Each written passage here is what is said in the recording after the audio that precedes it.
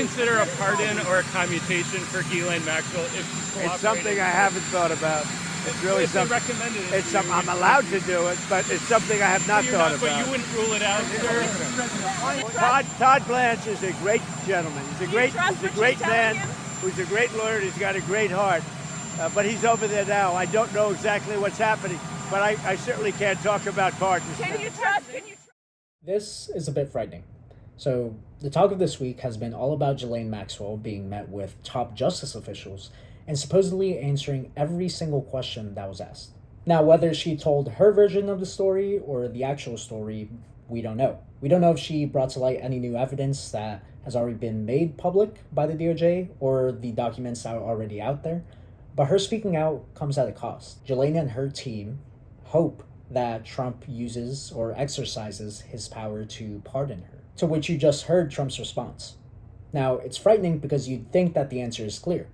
No, absolutely not. But again, from the beginning of this video, Trump hasn't thought about it. He's allowed to, but he hasn't thought about it. A pardon for Ghislaine Maxwell would not make sense because she was complicit in the entire operation. Whether she had sex with underage girls or not, one thing's clear, she was a recruiter. She'd hire assistants, architects, cooks, cleaners, gardeners, and massage therapists. Now, I'm only going to go through this one answer that Ghislaine Maxwell gave in her past testimony, because a lot of the transcript you can find online, or even if you watch, documentaries on Netflix, you can actually go ahead and get some snippets there. But here the prosecution asked, did you ever tell Johanna that she would get extra money if she provided Jeffrey massages? To which Ghislaine answered with, I was always happy to give career advice to people, and I think that becoming somebody in the healthcare profession, either exercise instructor or nutritionalist or professional massage therapist, is an excellent job opportunity. Hourly wages are around $7, $8, $9, and as a professional healthcare provider, you can earn somewhere between, as we have established, $100 to $200. And to be able to travel and have a job that pays that is a wonderful job opportunity. So in the context of advising people for opportunities for work, it is possible that I would have said that she should explore that as an option. That just about tells you what her intentions were with hiring these massage therapists.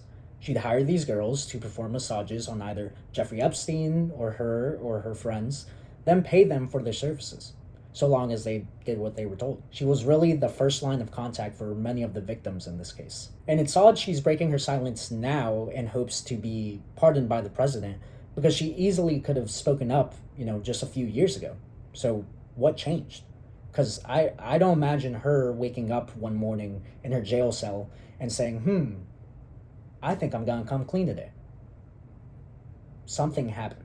And in light of this pardon that's circling around, which I think is highly unlikely given that, it'd be an awful look for President Trump, I believe that somebody's pulling the strings. Somebody very powerful, very feared, someone who's off the radar, got in contact with Ghislaine and told her to speak out. Whether it was through, security guards at the prison or some cryptic message that was passed along, I believe that somebody told her to break her silence and only give the information that this person wanted her to reveal, and that they would handle the rest. Which is where Trump comes in.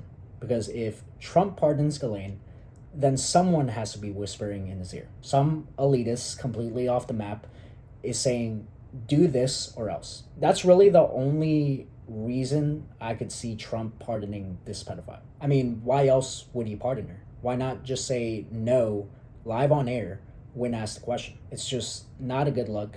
And if he does pardon her, which again, I highly doubt, then we've lost. We've lost the last bit of hope that any administration that takes over can't be trusted. Someone or some group is pulling the strings and we'll never figure out who it is. Someone on the inside who's brave enough to risk their life has to expose whatever's happening in the background, because we can't have this happen again.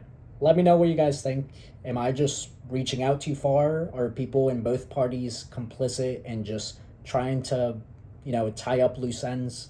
I honestly can't figure it out quite yet, but hopefully we can have answers here soon. So don't let this story fade away. Keep an eye out for it.